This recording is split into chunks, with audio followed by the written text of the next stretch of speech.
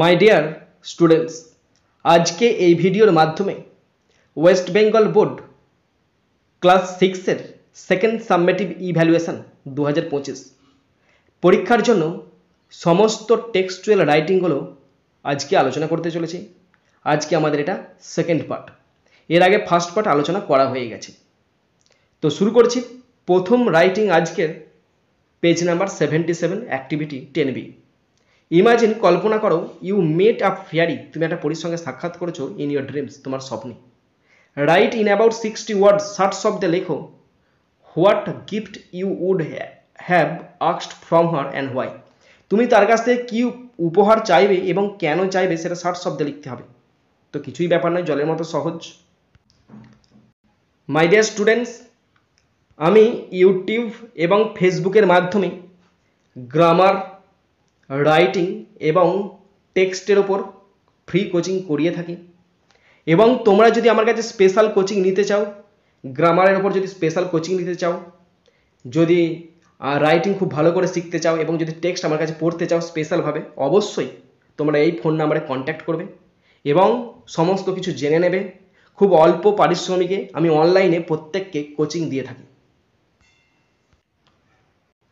Title দেবে a dream gift from a fairy, পরীর কাছ থেকে একটা স্বপ্নের উপহার। লাস্ট নাইট, গত রাতে, আই মেট এ ফেয়ারি, আমি একটা পরীর সঙ্গে সাক্ষাৎ করেছিলাম। ইন মাই ড্রিম, আমার স্বপ্নে। C was shining like a star, তাকে মনে হচ্ছিল সে যেন তারার মতো চকচক করছে। অ্যান্ড আস্কড মি, আর আমাকে বলেছিল টু উইশ, ইচ্ছা করতে, ফর ওয়ান গিফট, একটা গিফট যেন আমি ইচ্ছা করি, সেই কথা বলেছিল। I asked her for a magical book, আমি তাকে বলেছিলাম তুমি আমাকে একটা জাদুময় বই দাও। That teaches everything with fun, যে মজার সহিত আমাকে সব কিছু শেখাবে। আই চোজ ইট, আমি এটা পছন্দ করেছিলাম, বিকজ কারণ আই ওয়ান্ট টু লার্ন, আমি শিখতে চেয়েছিলাম নিউ থিংস, নতুন জিনিস, ইজিলি, সহজে, অ্যান্ড হেল্প আদার্স, এবং অন্যদের সাহায্য করতে চেয়েছিলাম উইথ মাই নলেজ, আমার জ্ঞান দিয়ে। দ্য ফেয়ারি স্মাইল্ড, পরীটা মৃদু হেসেছিল, অ্যান্ড গ্র্যান্টেড মাই উইশ, আর আমার স্বপ্নটা, মানে আমার যে ইচ্ছা, সেটা মঞ্জুর করেছিল। Next page, page number 89, activity 10A। Suppose, মনে করো, ইউ হ্যাভ মেট, তুমি সাক্ষাৎ করেছো, আ ভিজিটর, একজন দর্শনার্থীর সাথে, ফ্রম অ্যানাদার প্ল্যানেট, অন্য গ্রহ থেকে আসা একজন দর্শনার্থীর সাথে তুমি সাক্ষাৎ করছো। রাইট এ প্যারাগ্রাফ, একটা প্যারাগ্রাফ লেখো ইন অ্যাবাউট 60 ওয়ার্ড, 60 শব্দে, অন ইউর এক্সপিরিয়েন্স, তোমার অভিজ্ঞতার উপর। ইউজ দ্য ফলোয়িং হিন্টস, নিজের হিন্টসগুলো ব্যবহার করতে পারো। Place and time of meeting the visitor, সেই ভিজিটরের সঙ্গে সাক্ষাতের জায়গা এবং সময়টা উল্লেখ করতে হবে। হোয়াট হি লুকড লাইক, তাকে কেমন দেখতে ছিল। হোয়াট হি সেড, সে কি বলেছিল। How he was different from you, সে তোমার থেকে কত আলাদা সেটা বলতে হবে। ইয়োর ফিলিংস, তোমার অনুভূতি। তো টাইটেল দিয়েছি আ ভিজিটর ফ্রম অ্যানাদার প্ল্যানেট, অন্য গ্রহ থেকে আসা একজন দর্শনার্থী। ওয়ান ইভিনিং, এক সন্ধ্যাবেলায়, ইন দ্য পার্ক, পার্কের মধ্যে, আই মেট, আমি সাক্ষাৎ করেছিলাম, আ ভিজিটর, এক ভ্রমণার্থী, দর্শনার্থীর সাথে, ফ্রম অ্যানাদার প্ল্যানেট, অন্য গ্রহ থেকে আসা। হি ওয়াজ টল, সে ছিল খুব লম্বা, শাইনি, চকচকে, অ্যান্ড হ্যাড গ্লোয়িং আইজ, আর চোখগুলো ছিল একদম জলজলে চোখ ছিল। He spoke in a soft voice, সে একদম নরম স্বরে কথা বলছিল। অ্যান্ড সেড, এবং বলেছিল, হি কেম ইন স্পেস, সে বার্তা নিয়ে এসছে শান্তির। হি হ্যাড নো নোজ, তার কোনো নাক নেই, অর এয়ার্স লাইক আস, আমাদের মতো তার না আছে নাক, না আছে কান। হি ওয়াজ ফ্রেন্ডলি অ্যান্ড কাইন্ড, সে ছিল খুব বন্ধুত্বপূর্ণ এবং দয়ালু। আই ফেল্ট, আমি অনুভব করেছিলাম, অ্যামেজড, আমি অবাক হয়ে গেছিলাম।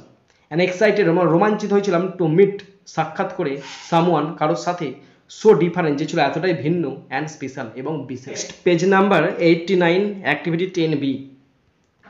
Write a story in about 60 ওয়ার্ডস, 60 শব্দে একটা স্টোরি লেখো, ইউজিং দ্য ফলোয়িং হিন্টস, নিজের হিন্টসগুলোকে ব্যবহার করে। আ সেলর অ্যান্ড হিজ ফ্রেন্ডস, একজন নাবিক এবং তার বন্ধুরা, ল্যান্ডেড, অবতরণ করেছিল, অন অ্যান আইল্যান্ড, একটা দ্বীপেতে অবতরণ করেছিল। স্টার্টেড কুকিং, তারা রান্না করতে শুরু করেছিল। আইল্যান্ড সুক, ওই দ্বীপটা নড়ে উঠল। The island actually a huge sea creature in reality, ওই আইল্যান্ডটা ছিল প্রকৃতপক্ষে একটা বড় সামুদ্রিক জীব। সেলর অ্যান্ড হিজ ফ্রেন্ডস, নাবিক এবং তার বন্ধুরা, ফ্লেড টু দ্য সি, তারা ভয়েতে নৌকায় বা জাহাজে পালিয়ে গেল। তো স্টোরির টাইটেল দিয়েছি দ্য লিভিং আইল্যান্ড, একটা জীবন্ত দ্বীপ।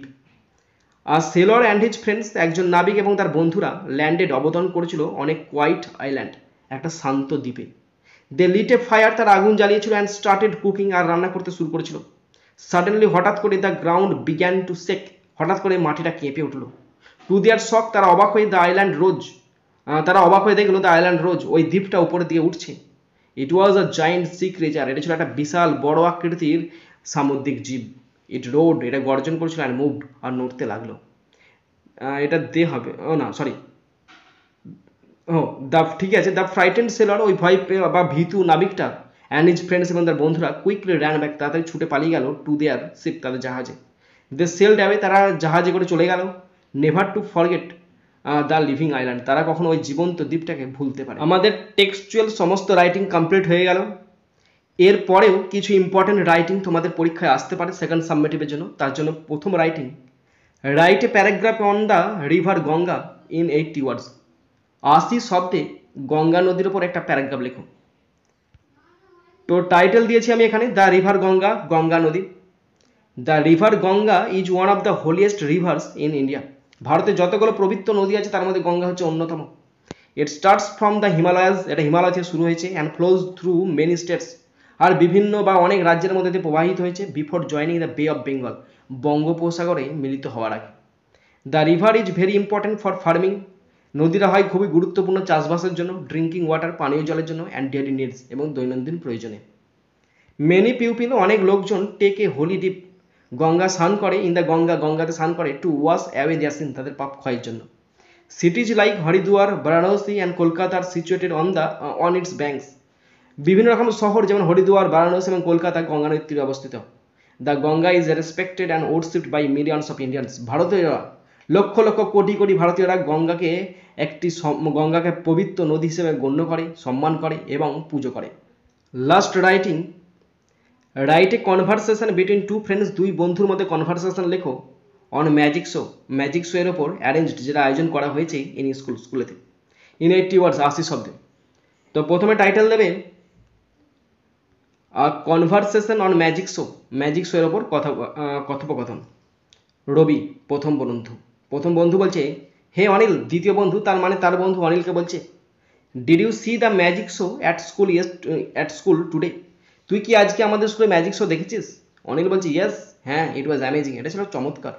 The magician pulled a rabbit, magician একটা খরগোশকে টেনেছিল, out of an empty hat, একটা খালি টুপি থেকে। রবি বলছে, আই লাভ দ্য পার্ট, আমি ওই অংশটাকে সবচেয়ে বেশি ভালোবেসেছিলাম, পছন্দ করেছিলাম, যখন he made the ball disappear, যখন সে বলটাকে গায়েব করে দিয়েছে। অনিল বলছে, মি টু, আমিও রে, I still can't figure out, আমি এখনও বুঝতে পারিনি হাউ হি ডিড ইট, সে কীভাবে এটা করলো। রবি বলছে, it was so much fun, এটা ছিল খুবই মজার। আই হোপ, আমার আশা, we have more shows like this, আমরা এরকম আরও অনেক শো দেখবো। অনিল বলছে, yes, I will never forget it, আমি এই শোটা কখনো ভুলতে পারিনি।